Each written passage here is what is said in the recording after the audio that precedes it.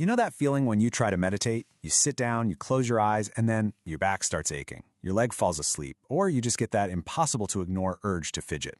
Well, today we are digging into a really powerful idea from the classic text Zazen. It says that before you can ever hope to free your mind, you have got to prepare your body first. So let's break down exactly how you do that.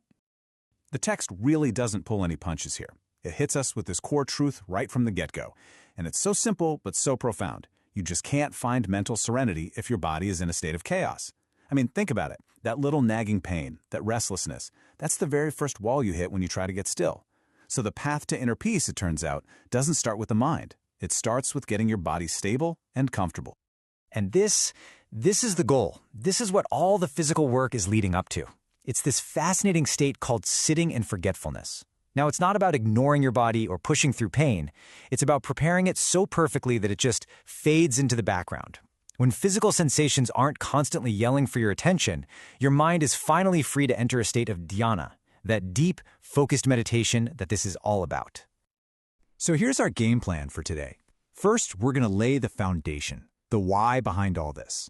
Then we'll talk about setting the stage with the right conditions. After that, we'll get into the real nitty-gritty, the posture and the breath. And finally, we'll explore the incredible things that can happen energetically when you get it all right. Let's dive in. So why start with the body? I mean, a lot of meditation practices tell you to jump straight to taming the mind. But this approach completely flips that script. It asks a simple question. How can you possibly quiet your thoughts when your body is constantly interrupting you? The very first step has to deal with the loudest, most persistent distraction we have, our own physical sensations. And here's where we get this really interesting paradox.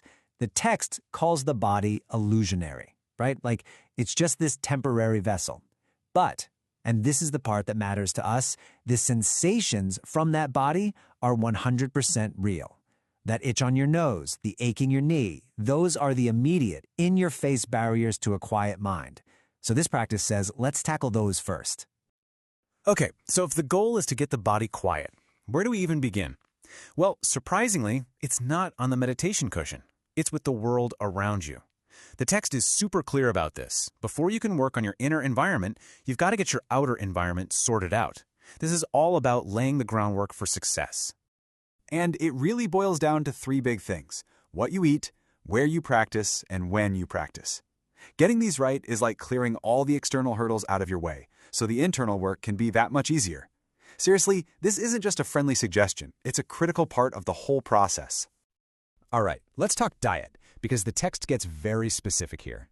Foods like meat and dairy are seen as things that block the flow of qi, your body's vital energy. The reason given is that the proteins in them don't get fully processed, and this can actually lead to things like lower back pain and blocked energy channels when you're sitting for a long time. So instead, the recommendation is for light, simple foods, things that support your body's natural flow instead of gumming up the works. And what about timing? Well, the ideal time, hands down, is early in the morning. Right after you wake up, your stomach is empty, and your body's in this naturally relaxed, kind of half-asleep state. That makes it way, way easier to settle into stillness. If you have to meditate later in the day, the advice is to wait at least 2 hours after you eat, just to make sure everything's fully digested. Okay, so we've prepped our space, we've thought about our diet, now we get to the absolute core of the physical practice. And it has this incredibly powerful name, the subduing demon posture. Now, why demon? Well, in this context, the demons are our own restlessness, our pain, our distraction. This posture is designed specifically to subdue them, to calm them down, and unlock your body's own natural healing power. Let's build this posture together, piece by piece. First, the foundation. Your legs are in a full lotus, but specifically with the right foot placed on the left thigh first. Next, your hands form what's called the samadhi mudra, resting just below your navel. Your back needs to be straight but relaxed. You're looking for that sweet spot between slouching and being ramrod stiff. The head tilts just a little bit forward, which really helps open up your airway. Your eyes are half open with a soft, unfocused gaze about 5 feet in front of you. This helps quiet the mental chatter. And last, your tongue gently touches the roof of your mouth. Every single one of these details has a purpose, and when you put them all together, the text claims it creates a healing state that's even more powerful than deep sleep. So how long do you need to hold this thing? The recommendation is a minimum of 1 hour. And listen, this part is absolutely critical. The reason for that persistence is that the most profound healing effects are said to happen in the last 5 minutes. So if you give up at minute 55, you literally miss the entire point of the practice for that day. All right, so we've built the physical vessel. The posture is set. Now it's time to fuel it up, to turn on the engine. And we do that with our breath. This next part is all about activating the whole practice with a very specific breathing technique. This slide shows you the crucial difference. Most of us, most of the time, are chest breathers. Our shoulders lift, our chest puffs up. It's actually pretty inefficient. What we need to practice is diaphragmatic or abdominal breathing. And here's the key. Don't think about pulling air in. Instead, focus on actively pushing your lower abdomen outward. When you do that, the air just flows in all by itself. Then you just relax, and the air flows out naturally. No forcing it. And here is a very, very important safety warning, especially for beginners. Do not hold your breath or pause between the inhale and the exhale. The text warns that for people who might have cardiovascular issues, this pausing can actually cause things like heart palpitations. So the instruction is simple and safe. Just let the breath flow in one continuous, smooth cycle, in and out. So, you've got the posture down, you're doing the breathing correctly. What happens when these two things work together over time? Well, this is where we get to the real peak experience of the physical practice, the unlocking of your body's own energy channels. So how do you know if it's working? How do you measure your progress? The text gives us a really clear benchmark. It's the ability to sit for 2 full hours without any pain or numbness. Now, this is achieved by mastering the posture on both sides.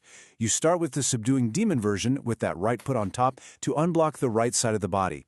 And then you'd switch to the opposite with the left foot on top to unblock the left side. Now we come to what the text says is the single most important warning of all. It's emphasized like nothing else. Never observe the key. As you practice, you might start to feel these new sensations, a feeling of energy moving. And the temptation, of course, is to focus on it, to try to guide it or control it. The text is adamant. That is dangerous. You can actually misdirect the energy flow with your mind. The instruction is so simple but so hard. Just let it happen, but don't watch it happen. Be the container, not the director. If you can follow the practice correctly and you resist that urge to interfere, the text says a natural process will just start to unfold on its own. It's the opening of the 2 main energy channels, the Ren and Du meridians. You might feel a flow of energy that starts near your kidneys, climbs right up your spine, goes over the top of your head, and then flows back down the front of your body, creating a complete loop. But again, and this is so important, this is a result of correct practice. It is not a goal you force. And this is the grand finale of all that physical work. When your body's main energy highways are clear, 3 different streams of qi from your core and your limbs are said to all converge at one single point on the top of your head. This is called 3 qi returning to the origin. And it's described as this moment of profound, sudden, aha clarity. The body is forgotten, the mind is crystal clear, and you have officially entered what the text calls the first stage of dhyana. Wow, okay, we have covered a lot of ground. So let's bring it all back together and just summarize the most critical things to remember.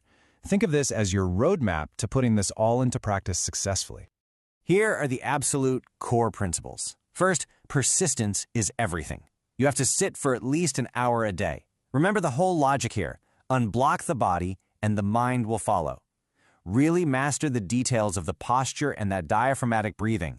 Watch your diet. Avoid the foods that block you up. Let any sensations that come up just happen on their own. Don't chase them. And finally, the golden rule, and I'll say it one more time because it's that important. Never, ever use your mind to try and observe or control the flow of qi. So, we end with this question. Everything we've talked about today has been about preparing the vessel, creating a stable, quiet, healthy physical foundation. We've subdued the body's distractions, we've opened its energy channels. So with all of that essential groundwork laid, what happens next? What do we find when we can finally, without any distraction, turn our full attention to the mind itself? Well, that's where the next stage of the journey really begins.